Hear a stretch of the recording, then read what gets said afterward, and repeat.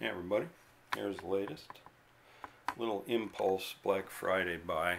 I decided I wanted a smaller oscilloscope. Even though I've got a good one that I use all the time, it's a little big and inconvenient. I wanted something I could stick right over here in this corner where those batteries are in front of the amplifier. And this will fit the bill. However, a couple of weird things about it.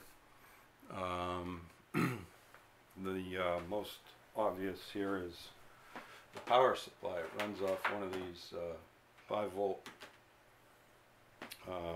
phone charger gadgets, which, you know, is alright I guess, but let me show you something I noticed. Hang on a second. Okay, so here it is powered up off the little cell phone power supply, little 2-amp supply. And let me show you where the issue arises. I don't have anything other than probes, and the probes are just laying out here on the table. Nothing else on or going on. So I have the vertical set for, what do I have it set for? 200 millivolts per division on each channel currently. Now watch what happens when I take it down to the most sensitive on this inexpensive little scope, which is 50.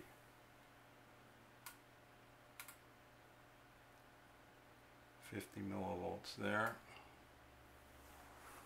50 millivolts there. And we'll stop it. So that apparently is some noise from that switching power supply. So what I did was, I have a variable voltage supply tucked under here, an old Heathkit, that I can turn down to 8 volts. And I had in my drawer of regulators a 7805. Found a couple of scraps of metal to act as a heat sink, because these things are only good for about an amp or maybe a little bit more. And let me power it up using that. Hang on. Let's see. First I want to get this back into focus a little bit.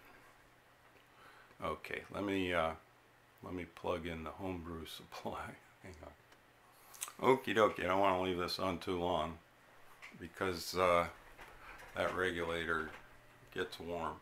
But we're still at 50 millivolts per division. Might have said microvolts before. It's millivolts, obviously. And things are looking pretty good. I noticed this one making some sensitive measurements down in the audio range the other day. There were some spikes and stuff that didn't belong there, and it got me thinking about that power supply. So let me turn this off. Hang on. So that was just a little experiment. The final cure is going to be to throw away that switch mode power supply and either build a little linear supply. They now make a 5-volt regulator chip that's good for 2 amps with a heatsink. No pass transistor required. And it's pretty inexpensive, so I might get a couple of those and play with. Or use a USB 5-volt battery pack, rechargeable. That would also take care of that little issue. But all in all, I'm pleased with the purchase.